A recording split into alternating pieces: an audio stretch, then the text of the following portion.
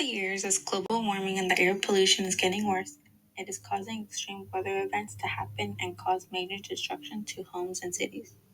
As our Earth is getting warmer, it is increasing the ocean's temperature.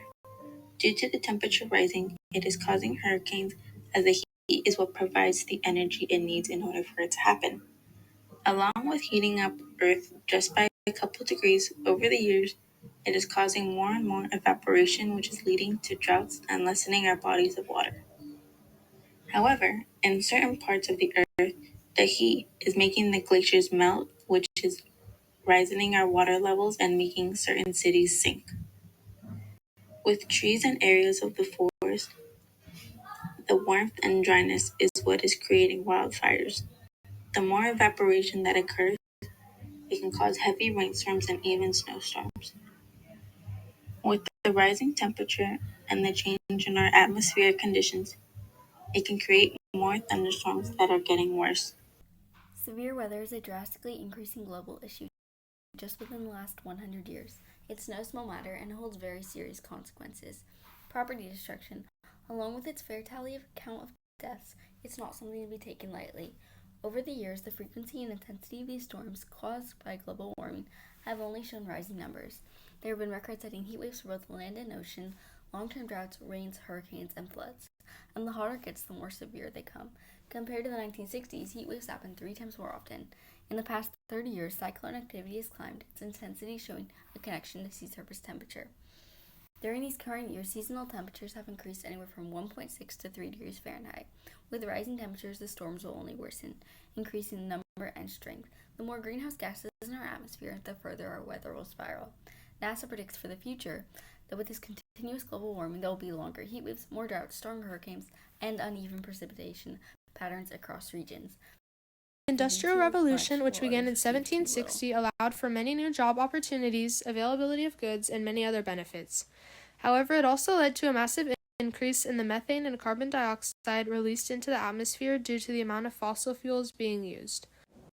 As of 2022, some main contributors to this issue are transportation and industrial needs, which are the requirements and demands of businesses involved in manufacturing, production, and other industrial activities, and electrical power. Global warming creates more hotspots and tropical zones, which lead to tropical storms occurring in areas that they wouldn't have if it weren't for climate change. For example, it has been predicted that if the amount of carbon emissions continue to rise, tropical rains will shift northward for a period of time, which will negatively impact agriculture and therefore the economy in these areas. This is due to the fact that the economy of these areas relies heavily on food, which requires the right conditions to grow. However, shifting rains would disrupt this. These graphs show that as global temperature increases, many extreme weather events, which are very devastating to these communities. Moving on from how human action has influenced extreme weather, let's move on to how extreme weather affects human, ecological, and global populations. Natural disasters throughout history have left populations in states of distress and homelessness. Their location plays a crucial role in how they're impacted, with those near the Gulf Coast are more at risk to be affected by hurricanes, Southeast Asian countries facing typhoons, etc. For example, Hurricane Katrina from 2005 was a Category 3 that drastically affected vulnerable, low-income families and communities of color in Louisiana, specifically New Orleans. Natural disasters and extreme weather also destroys water facilities and crops, which are pivotal to human survival. If we do not have these readily available, people around the world lose access to these now very limited resources. In all communities, an extreme weather event could lead to flooding and the damage of power lines, transportation, small businesses, and more. Those with disabilities and the elderly have more trouble recovering from these disasters as well. This graph between the 70s and today displays storms and tornadoes having increased in severity and frequency, showing how hurricanes are becoming more intense and dangerous over the years due to global warming and people not adjusting the situation. This chart from the 80s to 2021 shows an increasing amount of damage and cost to repair and recover from disaster events, being associated with increasing severity. Not only are small communities of people affected, ecosystems in the world are impacted from these events. Severe storms have led to beach erosion, resulting in habitat loss for many organisms. Flooding containing pollutants can enter aquatic ecosystems, harming wildlife. If we continue to ignore global warming, millions of people will lose their lives through Humans cannot simply change the weather. We can only lessen the severity by addressing climate change at its core. Weather will improve only with the change of climate back to healthy natural levels. Reducing the burning of fossil fuels reduces the production of greenhouse gases, and greenhouse gases are the main culprit of climate change. Weather can go back to more regulated patterns only when the temperature drops. There are, however, steps to be taken to solve this problem, even if it is impossible for the weather alone to change. Using renewable energy sources such as solar and hydro, rather than burning fossil fuels, reduces the creation of greenhouse gases.